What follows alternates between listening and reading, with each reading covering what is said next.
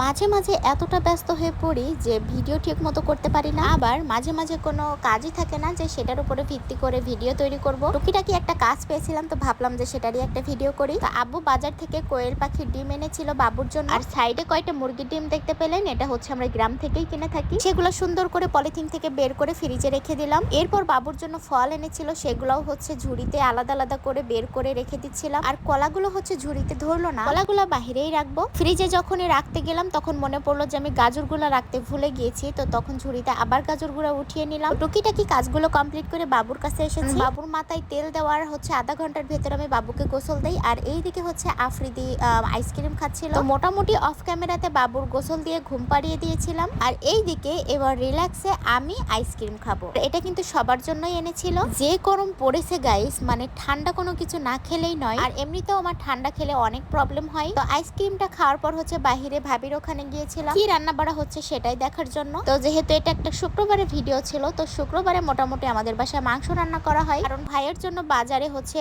প্রতিদিন খাবার পাঠালেও দুপুরের খাবারটা হচ্ছে বাসায় এসে খাই শুক্রবারে। প্রতিবারের মতো আমার যেটা কাজ, নোনাসের মাংস তো আমি খাবোই, কারণ এটা আমার খুবই ভালো লাগে। আর এইদিকে তো অনেক হচ্ছে মসজিদ থেকে চলে এসেছিল নামাজ পড়ে। আর এইদিকে হচ্ছে মার্জি আমার জন্য আম্মাখা দিয়ে গিয়েছিল। এটার ভেতরে চিনিও অ্যাড করা হয়েছিল, বাট এতটা পরিমাণে ঝাল ছিল আমি ঝোলটা তো খেতেই পারিনি। তো আম্মা খেয়ে এখানে হচ্ছে আমি গোসলে চলে গেছিলাম, আর গোসল থেকে এসে দুপুরের খাবারটা সেরে নিচ্ছি। আর দুপুরের খাবারের ভিডিওটা তো আপনাদের মাঝে আগেই শেয়ার করেছি, অনেক মজার মজার আইটেম ছিল। এন্ড দুপুরের খাওয়া দাওয়ার পর কেন জানি না আরো বেশি গরম লাগছিল, এজন্য আমি নিচে আর থাকিনি, মানে বাবুকে নিয়ে উপরে চলে গিয়েছিলাম এসিতে। আর বাবুকে কিন্তু এসিতে আনলে আমি হচ্ছে 28 না হয় 30-এ দিয়ে রাখি, পাশাপাশি অল্প একটু করে ফ্যানও চালাই, ঠান্ডাটা সব জায়গাতেই লাগে। এর মাঝে কিন্তু বাবু উপরে অনেকক্ষণ ঘুমিয়েছিল, এন্ড ঘুমানোর পর সন্ধ্যার একটু আগ মুহূর্তে ঘুম থেকে উঠলে তাকে নিয়ে আমি বাহিরে এসেছি। ওই যে প্রতিদিন যেটা বলি, তাকে বাহিরে না নিয়ে এলেই নয়। সাথে করে নিয়ে এসেছিলাম এই মিনি হ্যান্ড ফ্যান। যেহেতু ওর হালকা পাতলা চুল উঠেছে, মানে চুলটা রেখে দিয়েছি,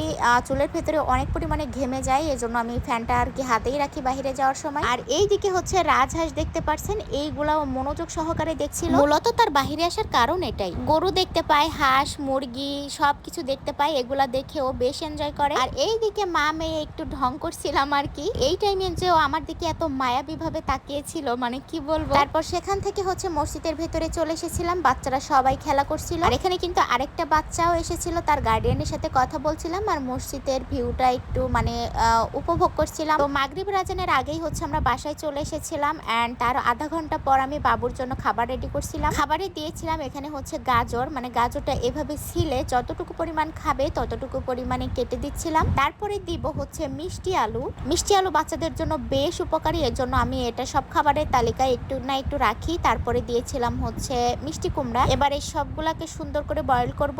সবজিগুলা কিন্তু অল্প অল্প, বাট পানি দিয়েছি দেখেন গাইস কতখানি, মানে সেদ্ধ করতে দেওয়ার পরে আমি যেটা অফ করব আমার একদমই খেয়াল থাকে না। খেয়াল থাকবেই বা কি করে, বাবুর যে আজকে একটা দুর্ঘটনা ঘটেছিল, তো সেটার জন্য মাথায় কিচ্ছু ছিল না, এজন্য বাবুকে বয়েল করার পর যে খাবারগুলা খাইয়েছিলাম সেগুলো খাওয়ানোর সময় আমি কোনো ভিডিও করতে পারিনি। মানে আমার সামনেই কিন্তু বাবু পড়ে গিয়েছিল, বাট আমি একদমই বুঝতে পারিনি। বাবুর কান্না দেখে তো আমি কান্না করে দিয়েছি। তো সবাই আমার বাবুর জন্য দোয়া করবেন, আর মাশাআল্লাহ বলতে কেউই ভুলবেন না। এই ছিল শুক্রবারের সারাদিনকার ভিডিওটা কার কার কাছে কেমন লাগলো অবশ্যই কমেন্টে জানাবেন। আর বাবুকে নিয়ে সুন্দর সুন্দর ভিডিও পেতে আমাকে অবশ্যই ফলো করবেন। আল্লাহ হাফেজ।